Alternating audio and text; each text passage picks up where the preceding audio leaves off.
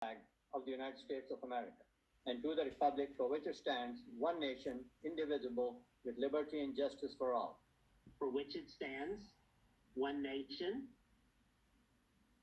indivisible, with liberty and justice for all.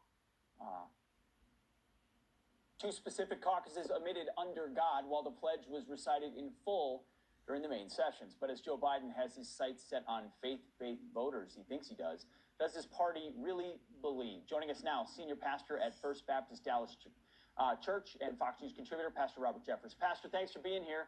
So it's clearly intentional what's being done in this caucus meeting. Sure, they say it elsewhere, but this isn't the first instance. No, it's not, Pete. This is just one more illustration of the God problem the Democrats have had for years. You remember back in 2012, they tried to remove God from their platform.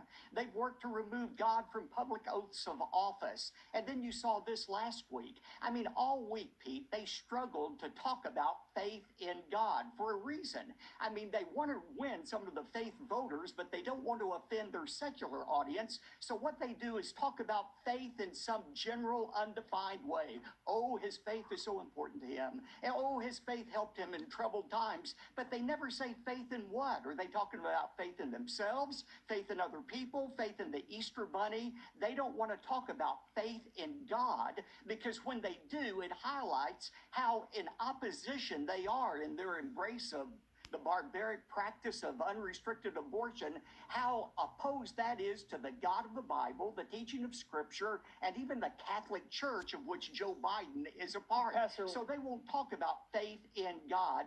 I don't think most voters are going to be fooled by this faith charade they saw on parade last week at Pastor, the Democrat convention. What did God do wrong? What did God do wrong? Why won't they include it? Well, I tell you what God did wrong. God did not conform himself and his teachings to the Planned Parenthood platform, which is really the platform of the Democrat Party. You know, somebody said one time, Pete, God created man in his own image, and ever since that time, man has tried to return the compliment. But God is not going to be made in man's image. He's certainly not going to be made in the Democrats' image. Now, Pastor, we're going to see a big contrast this week at the RNC. You will actually be attending the president's acceptance speech at the White House this week. Very cool. What do you expect to hear?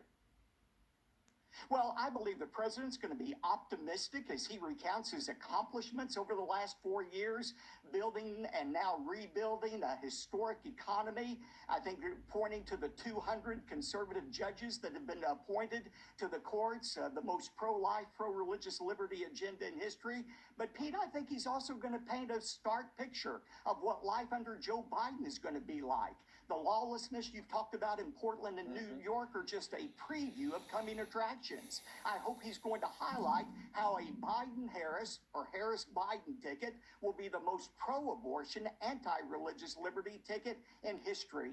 And you know, Pete, I had a member of my church yesterday who's not political text me and say, after 4 days of watching the Democrats, I'm convinced that if Joe Biden is elected, we won't recognize America in 4 years. I think most Americans feel that way, certainly most conservative Christians, and I believe that's why they are going to turn out in record number to re-elect President Trump.